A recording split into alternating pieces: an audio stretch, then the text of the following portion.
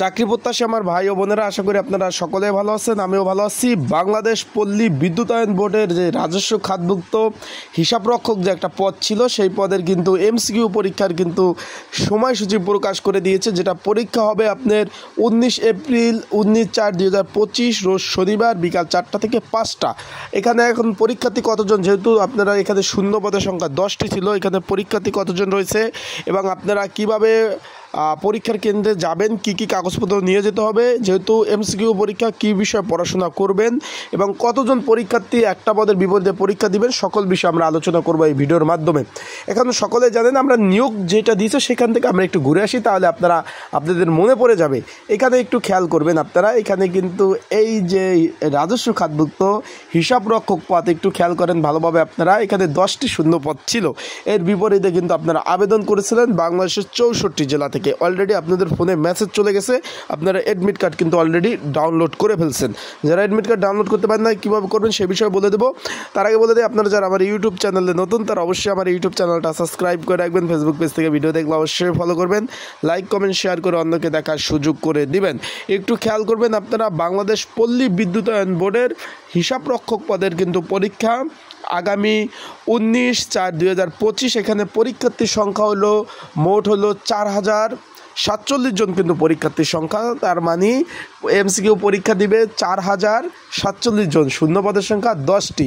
তার মানে একটা পদের বিপরীতে আপনারা পরীক্ষা দিবেন 404 জন করে। তার মানে বুঝতেই পারছেন পরীক্ষাটা কত ধরনের হার্ডলি, মানে কম্পিটিশন। একজনের বিপরীতে 404 জন পরীক্ষা দিবেন এই যে এমসিকিউ পরীক্ষা, একটু খেয়াল করবেন আপনারা। এখন এইখানে পরীক্ষা হবে Kurmitola high school and college এবং Mirpur girls school and college. এইখানে আপনার কুর্মিটোলা হাই স্কুল অ্যান্ড কলেজে 2000 পরীক্ষার্থী এবং মিরপুর গার্লস আইডিয়াল কলেজে পরীক্ষার্থী হলো 2740। মোট পরীক্ষার্থী এইখানে সংখ্যা দাঁড়িয়েছে আপনার, একটু খেয়াল করবেন, 4047 জন। তাহলে আপনারা পরীক্ষার্থী হলো 4047 জন আর শূন্য পদের সংখ্যা হলো 10টি। তার মানে 404 জন পরীক্ষা দেবেন একটা সিটের জন্য। এই পদের জন্য একটি সংক্ষিপ্ত সাজেশন রয়েছে, যেটা এমসিকিউ আকারে।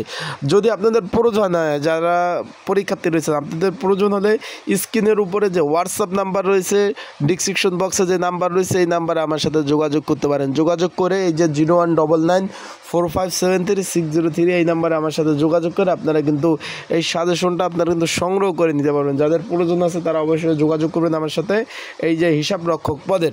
আর যেহেতু অ্যাডমিট কার্ড কিন্তু ভাই আপনাদের অনলাইনে উঠাতে হবে, তাদের যে ওয়েবসাইটের মাধ্যমে। কেউ যদি অ্যাডমিট কার্ডও উঠাতে না পারেন, তারা অবশ্যই যোগাযোগ করবেন আমার হোয়াটসঅ্যাপ নাম্বারে। আমি কিন্তু আপনাদের সেই অ্যাডমিট কার্ডগুলো তুলে দেওয়ার চেষ্টা করব।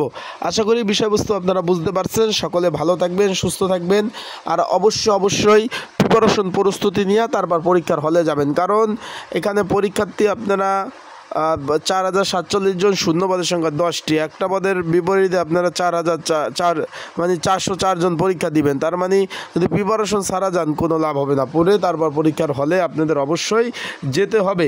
এইখানে কিন্তু আপনাদের যদি আপনারা এমসিকিউ পরীক্ষা 19 তারিখ পাশ করেন, 20/4/2025 তারিখ পরের দিন কিন্তু যারা পাশ করবেন তাদের মৌখিক পরীক্ষা হবে, লিখিত পরীক্ষা হবে। সেই পরীক্ষা আবার 2 ঘন্টা, 2টা থেকে 4টা।